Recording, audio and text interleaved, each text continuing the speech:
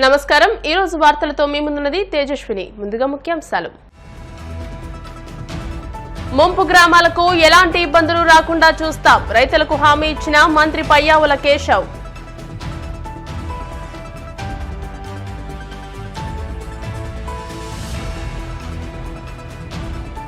ప్రజా సమస్యల పరిష్కారమే లక్ష్యమన్న రాజానగరం ఎమ్మెల్యే బత్తుల కూటమి వచ్చిన వెంటనే ల్యాండ్ టైటిలింగ్ యాక్ట్ ను రద్దు చేస్తామంటూ స్పష్టం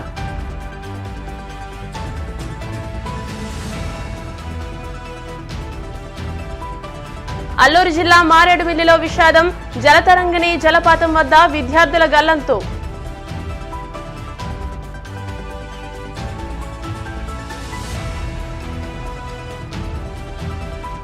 నర్సాపురం నుంచి హైదరాబాద్ శంషాబాద్ ఎయిర్పోర్టుకు ఆర్టీసీ సర్వీసు ముఖ్య అతిథిగా పాల్గొని ప్రారంభించిన ఎమ్మెల్యే బొమ్మిడి నాయకర్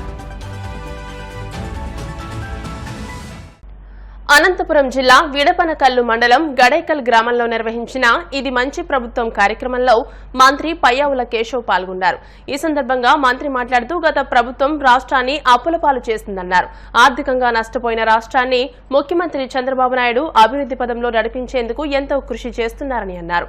అనంతరం బెళుగప్ప మండలం జీడిపల్లి రిజర్వాయర్ ను మంత్రి పరిశీలించారు. అలాగే రిజర్వాయర్ చుట్టుపక్కల ఉన్న పొలాల రైతుల పరిస్థితి గురించి అడిగి తెలుసుకున్నారు. రిజర్వాయర్ నుంచి ఏమైనా సమస్యలుంటే అధికారులతో మాట్లాడి వాటిని వెంటనే పరిష్కరిస్తామని అన్నారు. ముంపు గ్రామాలకు ఎలాంటి ఇబ్బందులు లేకుండా చూస్తామన్నారు. 10 గంటల నుంచి రాత్రి 10 గంటల వరకు కూడా సెక్రటరియట్ లోనే పనిచేసుకుంటా ఉన్నాం.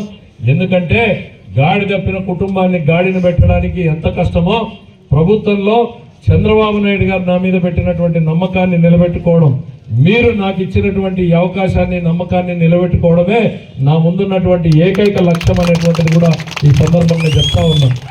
నేను ఎప్పుడూ చెప్పేది ఒకటే, 30 ఏళ్లలో నాకు కొమ్ములు రాలేదు, నెత్తి కళ్ళెక్కలేదు. ఈ రోజు రావు, ఇంకొక 5 ఏళ్లకి ఇంకొక 10 ఏళ్లకి సచ్చేంత వరకు కూడా నాకు కొమ్ములు రావు, నెత్తి కళ్ళెక్కవు అనేటువంటిది మాత్రం మీకు చెప్పదలుచుకో ఉన్నాం. మీలో ఒకడిగా మీ వాడిగానే ఉంటాను. ఎప్పుడు చెప్పినట్టుగానే మీకోసం మొదటి కూలీగానే పనిచేస్తాను అనేటువంటిది ఈ సందర్భంగా కూడా చెప్తా ఉన్నా. ఆలస్యం కావచ్చు కొన్ని పనులు, ఎందుకంటే పని ఒత్తిడి చాలా ఉంటుంది. అన్ని శాఖలకి సంబంధించినటువంటివి దీంట్లో కొంత ఆలస్యం కావచ్చు. ఆలస్యం అయితేనే అలగొద్దండి. మళ్ళీ మళ్ళీ చెప్తున్నా, అలగొద్దండి. 1-2 సార్లు అడగండి. అభిమానం ఉన్న దగ్గర అలకలు వస్తాయి. నాకు అది కూడా అర్థమవుతుంది. నేను చెప్పినా అన్నయ్యకి 2 సార్లు చెప్పినా పట్టించుకోలేదు, ఇట్లాంటి అలకలొద్దు. 3వ సారి అడగండి, 4వ సారి అడగండి. నేనేం విసుక్కునేవాడు కాదు, బేజారు చేసుకునేవాడు కాదు. కాబట్టి పని చేసుకుంటా పోదాం.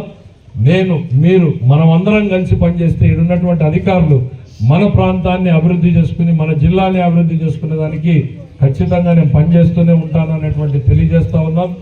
మరి ఈరోజు 5 ఏళ్లలో ఏ పని చేయలే. పొద్దున్నే మామూలు సాక్షి పత్రిక ఎప్పుడు చూపించారు. 100 రోజుల్లోనే పయ్యావుల కేశవ్ అందరినీవా పట్టించుకోలేదు, ఇంకోటి పట్టించుకో. ఆయన 5 ఏళ్లలో అందరినీవా ఏడుందో చూసినారా మీరు? కానీ జగన్మోహన్ రెడ్డి కానీ విశ్వేశ్వరరెడ్డి కానీ ఎవరన్నా పోయినారా? కాలం ఏడుందో చూసినారా? జీబీసీకి నీళ్లు ఎండిపోతే తిరిగి చూస్తారా? 5 ఏళ్లలో మీరు తిరిగి చూడలే. ఇంకా అదేందో కొత్త సంసారంలోకి అడుగు పెట్టినప్పుడు అప్పుడే మీరేమి అది చేయలే ఇది చేయలే అని ఇంత పెద్ద శాంతాన్ని రాసినారు. ఆయన 5 ఏళ్ల తర్వాత మీకన్నా 10 రెట్లు ఎక్కువ పనిచేస్తానని మాత్రం చెప్తా ఉన్నాను.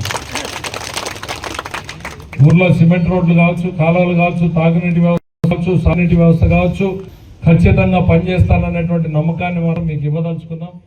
కూటమి ప్రభుత్వం అద్భుతమైన పాలన అందిస్తోందని తూర్పుగోదావరి జిల్లా రాజానగరం ఎమ్మెల్యే బత్తుల బలరామకృష్ణ తెలియజేశారు. సోమవారం రాజానగరం క్యాంపు కార్యాలయంలో ఏర్పాటు చేసిన మీడియా సమావేశంలో ఎమ్మెల్యే మీడియాతో మాట్లాడుతూ కూటమి ప్రభుత్వం అధికారంలోకి రాగానే ల్యాండ్ టైటిలింగ్ యాక్ట్ ను రద్దు చేశామని, నూతన మద్యం పాలసీని తీసుకొచ్చామని అన్నారు. అలాగే తక్కువ ధరకే నాణ్యమైన మద్యం అందించేందుకు కూటమి ప్రభుత్వం నిర్ణయం తీసుకుందన్నారు.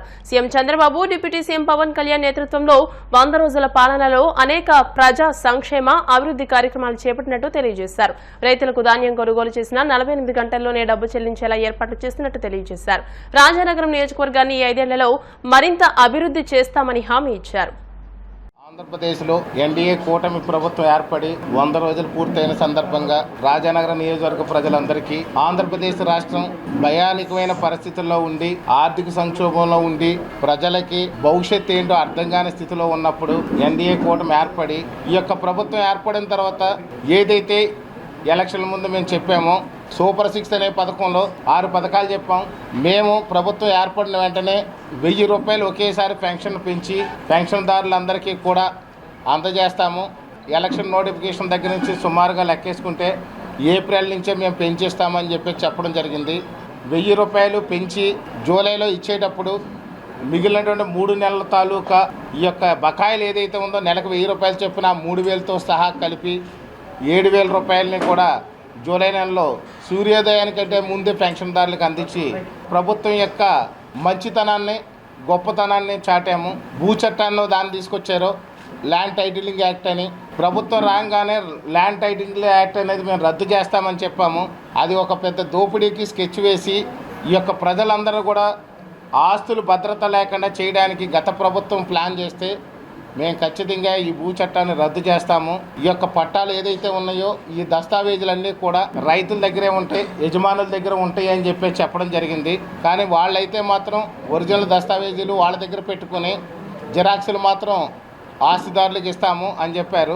ఆ విధంగా ఇస్తే ఇప్పటికే ప్రభుత్వ ఆస్తులన్నీ కూడా చాలా తాకట్లు పెట్టి ఉన్నాయి. ఇప్పుడు రైతుల ఆస్తులు కూడా యజమానులకి సంబంధం లేకుండా ఒరిజినల్ డాక్యుమెంట్స్ వాళ్ళ దగ్గర ఉంటాయో ఆ ఆస్తుల్ని కూడా పూర్తి స్థాయిలో తాకట్టు పెట్టేసే అవకాశం ఉంది అని చెప్పేసి ప్రజలందరూ కూడా అవేర్నెస్ అనేది క్రియేట్ చేయడం జరిగింది. ఎన్డీఏ కూటమి అప్పుడు ప్రభుత్వం రాగానే ఆ యొక్క ల్యాండ్ టైటిలింగ్ యాక్ట్ని రద్దు చేసి ప్రజలను అనే దాన్ని మేము సేవ్ చేసామని చెప్పి మరొక అద్భుతమైన పని చేస్తామని చెప్పి ఈ సందర్భంగా తెలియజేస్తున్నాను.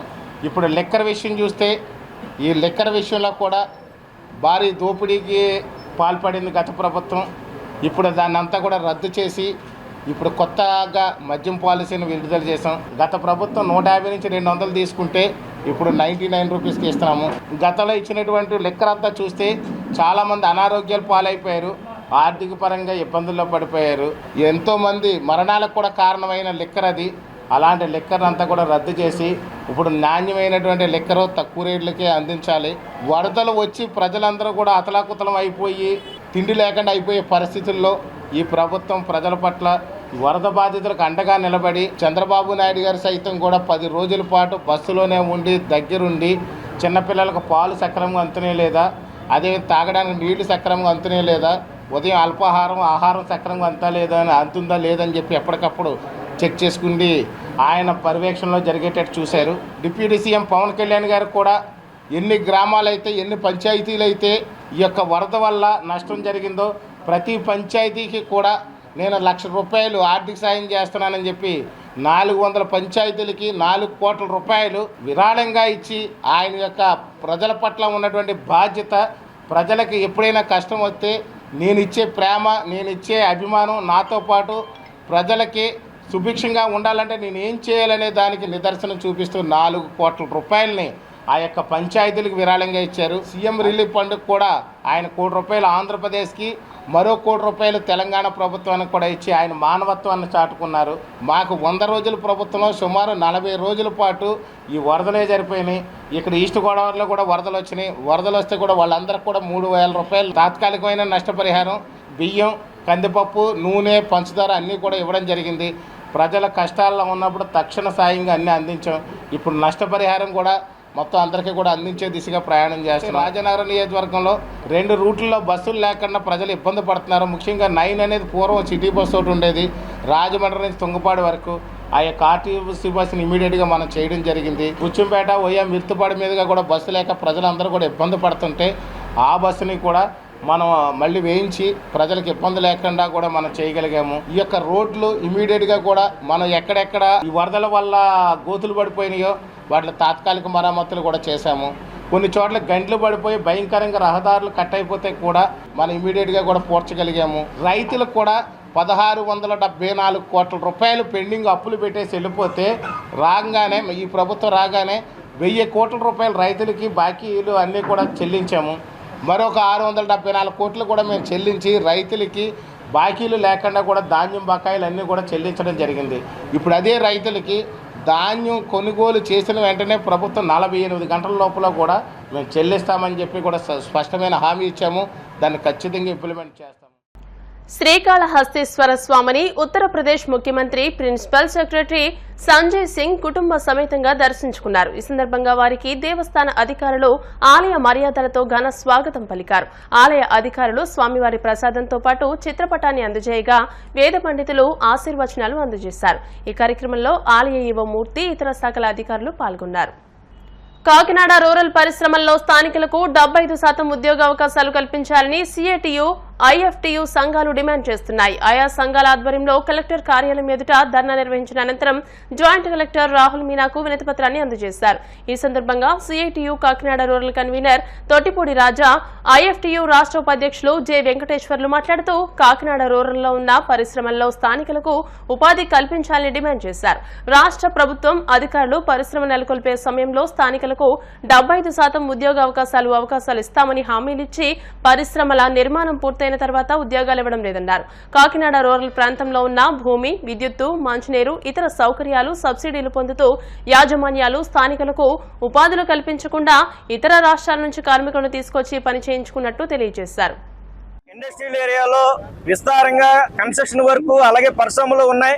కానీ కాకినాడ రూరల్లో ఉన్న గ్రామాల్లో వలసపాకల, వాకలపూడి, రమణయ్యపేట, అలాగే సూర్యాపేట, లైట్ హౌస్, ఇతర గ్రామాల్లో ఎవరైతే ఉన్నారో ఆ గ్రామాల్లో ఉన్న స్థానికులకి ఉద్యోగ కల్పన ఇవ్వకుండా ఇతర రాష్ట్రాల నుంచి బీహార్, ఒడిశా, ఇతర రాష్ట్రాల నుంచి కార్మికులు తీసుకొచ్చి ఈరోజు కాకినాడ రూరల్లో ఉన్న పరిశ్రమల్లో పనిచేయిస్తా ఉన్నారు.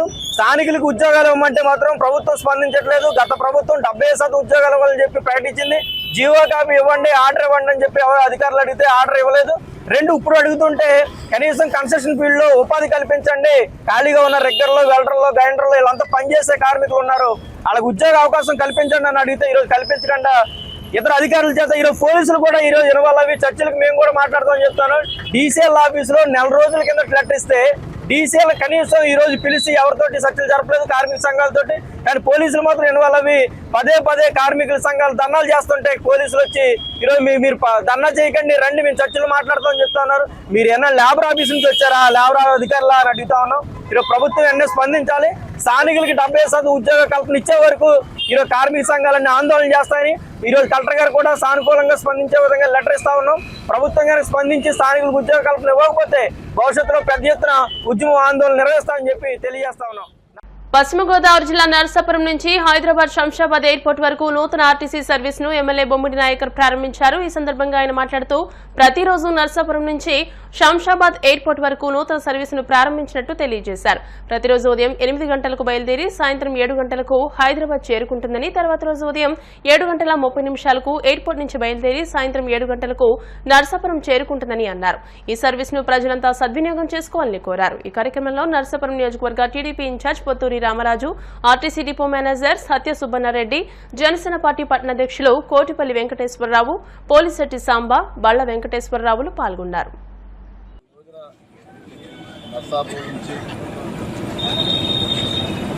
హైదరాబాద్ ఎయిర్పోర్ట్ వెళ్లే విధంగా కూడా నర్సాపురం డిపో నుంచి మరి బస్సు ఏర్పాటు చేయడం జరిగింది.